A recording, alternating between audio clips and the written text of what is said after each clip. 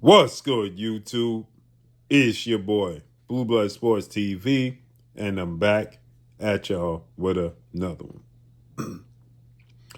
So many people ask me my opinion on this, my thoughts on it, and some people flat out complaining.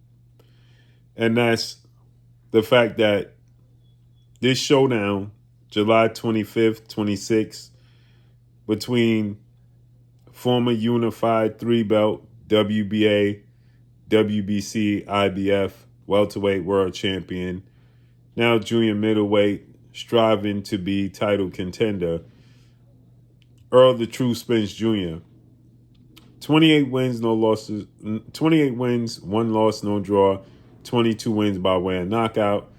Will be taking on the former WBO junior middleweight world champion, Australian star, son of a legend, Tszyu. He'll be taking on Tszyu. Now, the details have been released that this fight will be in Australia and is going to be at a catchweight of 158. So many people have hit me up. They said they want to hear my thoughts on why is it at a catchweight. Because they starting to feel like Errol Spence is not ready. Tszyu, 27 wins, 3 losses, no draw, 18 wins by way of knockout. Twice in his career, he was knocked out, right? Why is it at 158? Errol Spence ain't fighting in 3 years, people. That's number one. Number two, I got to say this. I'm seeing so many people talking about the flaws of Errol Spence, and I know he's the star, the superstar in this situation. He is the attraction, okay? He's what everybody is coming to see. But now that's in Australia, obviously they'll come to see Tszyu. But it's Errol Spence, right? Why is Errol Spence fighting at a catchweight at 158? Errol Spence don't look the same. I know, again, he's the attraction. But why are people dismissing Tszyu? Don't look nowhere near the same guy he was before he got beat up and knocked out by Batran Mataliev. And the first half of the fight with Sebastian Fundora, the first loss of his career. He don't look like the same fighter. And I get it. The focus is Errol Spence because he's the superstar, he's the attraction. I don't get that. That don't mean what happened with Tszyu just goes away. Suddenly, because Errol Spence had been dealing with the loss to Terrence Crawford, the car accident, so on and so forth. I'm seeing people talk about Errol Spence's speech.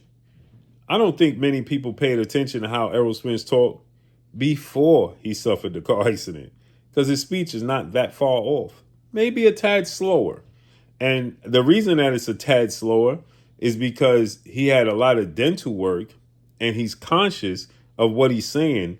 So he's not just naturally flowing when he talks. He addressed this, that he has these veneers and, he still haven't gotten used to them. They just feel big and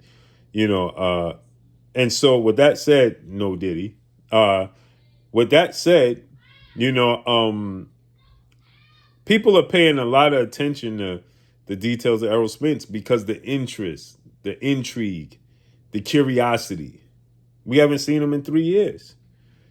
But why is he fighting at 154? A lot of fighters, when they come back, don't fight and attempt to make the actual weight of a weight class, especially with an extensive, long layoff, right? It's not easy to make that weight. And so a lot of fighters, when they come back, they'll do catch weights. For years, for a while, a stretch, not for years, but for a little stretch, Canelo was doing 155. Remember that? And we started calling it Canelo weight. He started doing these catch weights because he couldn't make, and he was active. Errol Spence told you he wasn't sure if he was coming back at 54 or 60. So this is a fill-out process. He told us, I'm putting 54 and 60 on notice. He don't know which division he want to come back in.